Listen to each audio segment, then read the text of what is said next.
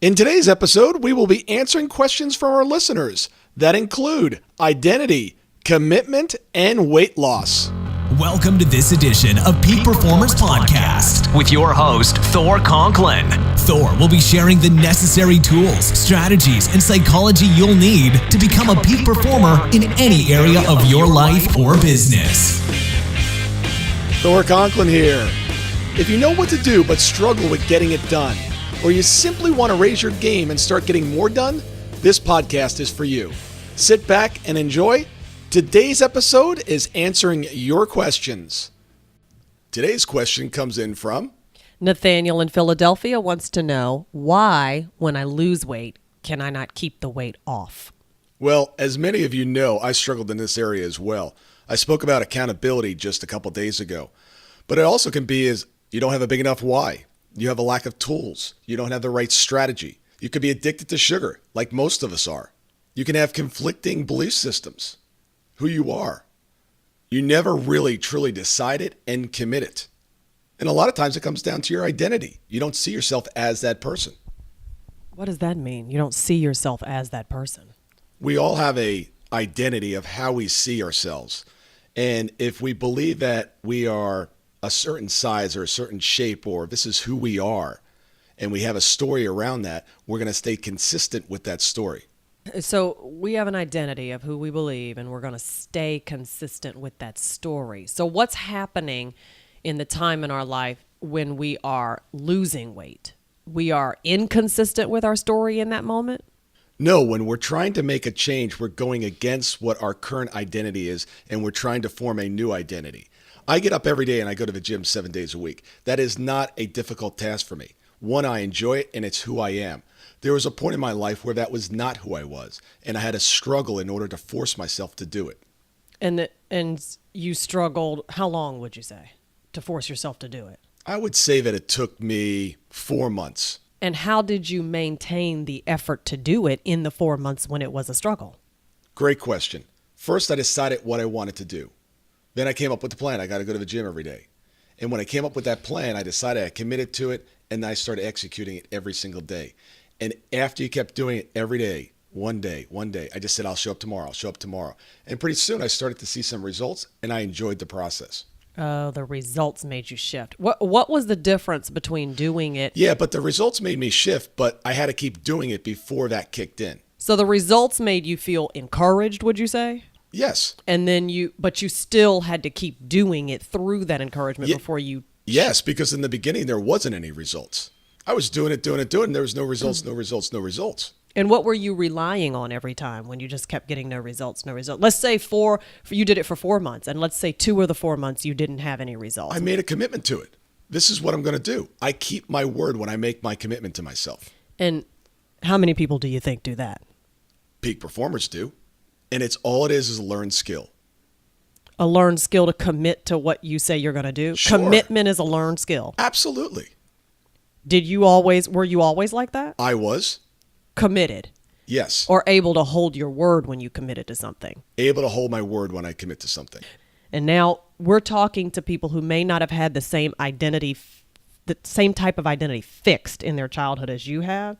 And now you've grown into an adult who doesn't give a lot of credence to keeping your word, doesn't feel necessarily that making a commitment is something they have to do in order to achieve something. What do you then do? So what you're really asking is, how do you keep the commitment to yourself? Yeah, I'm saying that there are those of us who grow up and don't learn the lesson that commitment is very important. And as a result, we take it lightly. And you're saying that you kept showing up to the gym because you had made the commitment to yourself. Right. Most people don't understand the difference between deciding and committing. Deciding is being interested in an objective. Committing is burning the boats and not having a way back. Committing is about keeping the word to yourself. Most people don't know how to commit because they don't know how to commit to themselves first. And keeping your word is step one in committing. Okay. It's part of your identity. It's Okay. who you are. Okay. Now, look, have I broken commitments? Yes. But I take commitments very seriously. And I just don't commit to anything. If you ask me next Friday, can we go to this party? My reaction is very slow. First of all, I'm not saying anything until I check my calendar. Second, I'm looking at what I'm trying to do. What's this week about? What's this month about? What is my life about? Does this fit in alignment with what I'm trying to do? Now, part of what I want to do is I want to have fun. So things like that get put into my schedule. But if I have other commitments that are important that I need to deliver on, I have a major commitment I need to deliver on Sunday. So my weekend is partitioned out to make sure that I get that commitment done on Sunday. It's not maybe. It will be done. Okay. And I heard you say something in there that was key, I think. So you wouldn't have committed to it unless you had first given it some thought that you could even honor the commitment. Absolutely. And the first step is look at my calendar. So if we tie this back to the weight loss question. Yes. Then are people deciding, first of all, you're making a distinction between deciding and committing. Big distinction. Okay. So first of all, people are deciding to do this weight loss effort. However, diet, gym, whatever. Sure. They're deciding to do it without first having considered if they really want to, maybe. Oh, they want to. See, that's the problem. People say they want to do this. They're interested in this. They'll do that all day long. Do they want to, though? You and I have had conversations about what is underneath. Yes, what they want is the result, but they're not willing to commit to what it takes in order to get it. Okay, so if they could flow through time, if they could just tesseract from here to there, of course. They'd love to just see themselves at the other end, less weight. And yeah, that's why they're buying pills by the billions. Let me take a pill and it'll work and I'll be fine. I don't have to do any of this stuff. Okay. So it's something out there in the ether that they're chasing that they want. Well, look, our mind is about keeping us alive, not making us happy, not making us stronger, alive. Sitting on the couch, watching TV, eating bonbons. You're not exerting energy. You're not pushing yourself outside your comfort zone. Your body's happy. It feels good. Yes. And plus you're taking in the sugar, which releases the dopamine, which is a drug. Yeah. And the feel good triggers the pleasure centers in our brain. Yeah. And then you want more of it. And going to the gym? Yeah. No pleasure centers in that until a ways down the road. Well, yeah, but that's the thing. You can shift your body and your mind. So when you're exercising, your body also releases the chemicals that produces pleasure. Okay. So the dopamine can come from exercise. Absolutely. But you have to kill the sugar trigger and then move it to an exercise trigger or happiness you feel from losing weight or happiness you feel from buying smaller clothes. Yeah. The exercise releases endorphins, and those endorphins make you feel good. So what's the first thing I need to do to start moving to achievement? Well, when it comes to weight loss, the first thing is, and this was addressed in the Damon Sewell interview, you need to make sure that you break that food addiction, that sugar addiction. That's going to make me unhappy. Absolutely.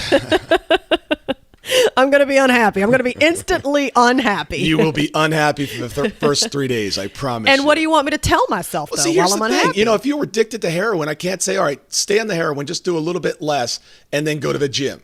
It's not going to work. That's true. Okay? And please understand, going to the gym is not the secret to weight loss. So let's address be clear on that, okay? Yeah. It's your diet, not the exercise. Yeah. Okay. But here's the thing. We've got to stop that addiction because you always hear people about willpower. I have willpower. How do I keep this willpower up? You don't want willpower. What you want is your identity in an alignment so it doesn't take any willpower. You want to understand where you're going. So first, you got to get rid of that addiction. Second, you need to start to shift how you see yourself, your identity. It's as simple as sitting down and writing down on a piece of paper, I am someone who takes care of my body. I'm someone that goes to the gym a day. Write that out every single day as you wake up. And then put on your gym clothes and go to the gym. And I promise you, after 40 days, 30 days, 60 days, it'll just be part of who you are. And I think I would add to that, based on what you and I have talked about over the years, is if you're going to break the sugar addiction, if you're going to work to do that. Not if you're going to. You have to. You have to. It's like heroin, right? You can't be healthy it's and be on heroin. 7 or 8 times more addictive than cocaine. Look at the studies. Okay. So would you say don't even get started with this process until you've identified your level of commitment? Commitment becomes easier, but you've got to commit to it. Look, I'm going to first, you think? Yes, absolutely. decide what you want. And let's say you get 5 days down the road, you fall off the wagon. What Yeah. should you say to yourself? Oh, I wasn't committed. I got to go back and reevaluate my commitment. Look, success is not a straight line. Okay, that's fair. Do I miss a day? Sure I do. Okay. Don't beat yourself up. Just start tomorrow. Yes, I learned that. You can fix it tomorrow. You can fix it tomorrow. Fix it that afternoon. Yeah. Get on the floor and drop and do a couple push-ups. And just Okay. reset your mindset. Yes, absolutely. It's not about going to the gym. Right. Drop exactly where you are right now and start doing some sit-ups and push-ups. And then do it again tomorrow. And then do it again. It's about building a habit. People ask all the time about this willpower. I don't know how to do it. How do I keep my motivation up? Motivation and inspiration. It's like adrenaline. Okay, you don't want motivation and inspiration. You want identity. You want that to be who you are at your core. Because when something happens, it just automatically kicks in. I don't have to think about it. And you start to feel, and now when you don't go to the gym for a sustained period of time, which doesn't happen to you, I know that you go to the gym But regularly. there was a period of time where that, it was, as I was building that habit. Fits and starts. Exactly. Start, stops. And then when I finally got really clear on why am I doing this? What do I want? And I truly made that part of my identity. And look, accountability was a big piece of it. You've seen what's happened. We talked about it in a previous podcast. Well, here's what I'm saying is you had fits and starts. Absolutely. And you were saying that success is not a straight line, Yeah, which it's I think just is part of the process. Yeah, and I think that's really important to note because something that needs to come along with learning to build the muscle of commitment, which I think is what I hear you saying is also necessary. Learn to learn how to commit. Yes. Yeah. And it's got to start with keeping the commitments that you make to yourself. Right. And one that of the- takes a learning curve. It does. And what it also does is takes a strategy. Right. You should say yes to things very, very carefully. And you should be saying no to most things. And you should be saying yes to things even to yourself very carefully. Yeah, yes. Or That's where it most starts. importantly That's where to it starts. yourself. Okay. It's about keeping first the commitment to yourself. So it's how you handle yourself first. You learn to do that. And then that radiates out to how you handle other things and other people. Yeah. The example last weekend, you and I had plans on Friday night, and a very important friend of mine called and said, I have a window. I've got 2-hour window, and we have to meet on the project that we're working on. And trying to get him is impossible. And he said, I only have this window. And I looked at my schedule, and you and I had committed to doing dinner that night. And I called him back. I said, sorry, I can't do it. I made a commitment to someone else, and I'm not going to change that commitment. And let me tell you, I cannot tell you because I knew that he was difficult to get a hold of. I knew he was difficult to make appointments with, and I knew that it might have been another week before you got to see him, maybe a month. A week? It would have been a month. I know. And I cannot tell you how honored I was to get that text from you that told me I'm making a decision based on priority and you are my number one priority. I was so honored. I was so touched. And I cannot imagine what that might feel like if someone had done that for the first time for themselves. Because isn't that what you're saying, right? Imagine if there's been all this time in your life when, particularly with the gym or weight loss or nutrition, where you've said to yourself, I really want to put myself first and be fit and change the way I see myself. And then when you don't do it, it feels like this letdown. It feels like you did not prioritize yourself. Yeah, if you're breaking your commitments and you don't feel in your gut that you've done something wrong, you need to check in with yourself. Because then your psychology. commitments don't mean much to you. Right. And so you need to fix that first. And if your commitments don't mean anything to you, they're not going to mean anything to anybody else, and you will not get what you want out of life, period. You've got to take responsibility, and that part of that responsibility is keeping your commitments. Okay, so let's recap. Let's cap it all off. So weight loss or anything else, right? Something that we're going from a way we've always done things, but we want to get to a place where we do things in a new, better way. First primary steps. Really, really commit to something. Post on Facebook what you've committed to. Tell your friends, tell your family. Get yourself some accountability. At first, you're going to have to rely on inspiration and motivation, but quickly turn that to identity. And the way you start to form a new identity is by start doing the activity. I'm not a jogger. Why? Because I don't jog. I'm not a runner because I don't run. If I want to be a runner, all I got to do is start running. So identity is formed by doing the activity. If you're a skier, guess what? You ski. If you're a golfer, you golf. If you're someone that takes care of their body and is in good shape, that's what you do. That's how you change your identity. You start doing the activity. Day in, day out. Form the activity. Form the habit. And also, write it down. I am. And follow that with who you are. Yeah. Thanks for that. I think my takeaways today from you specifically are success is not a straight line. No. The most important commitments you make are the ones to yourself first. And take small actions each day to move you closer to your goal, and have some understanding with yourself as you're shifting your identity from one thing to the better thing. Yes. Thank you. Thank you. Thank you, Thor. All right. Question of the day. Where in your life have you not really fully committed to the extent that you need to? Call to action. Fully commit. Get yourself the accountability that you need and tell the world what you're about to do. And then do it. Thank you so much for listening.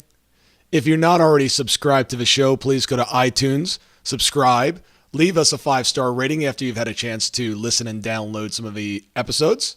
If you found this to be helpful, please share this with friends, family, coworkers, or anyone that could benefit from this information. You can follow us on Facebook and Twitter at Thor Conklin. The website is thorconklin.com. Please head over to the website and sign up for our newsletter, and you'll receive weekly tips, tricks, and insights on how to be a peak performer. If you have any questions, please send them to info@thorconklin.com.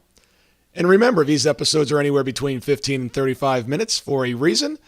They are to be consumed during dot time, while you're commuting, while you're walking, while you're driving, while you're working out. Decide to be a peak performer in all that you do. And until tomorrow, have an absolutely amazing day.